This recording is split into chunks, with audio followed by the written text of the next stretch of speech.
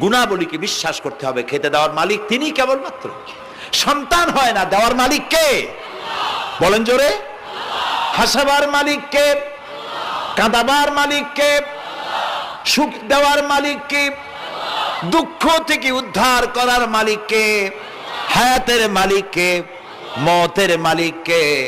ফাআলুন lima ইউরিদ, যা খুশি তাই তিনি করতে পারেন। সুবহানাল্লাহ বলে। কোন? কাফ আর নুন, দুটি অক্ষর, যখন যা ইচ্ছে করেন হয়ে যায়। আল্লাহর এই গুণকে বিশ্বাস করলে মানুষ শিরক থেকে বাঁচতে পারবে। মাজার মুখী হবে না মুসলমান, মসজিদ মুখী হবে তখন। আজ আমার মুসলমান একদিকে নামাজও পড়ে আর একদিকে মাজারের কাছে গিয়ে দুর্বল হয়ে যায়। আছে না? আছে কি না? মাজারগুলির কাছে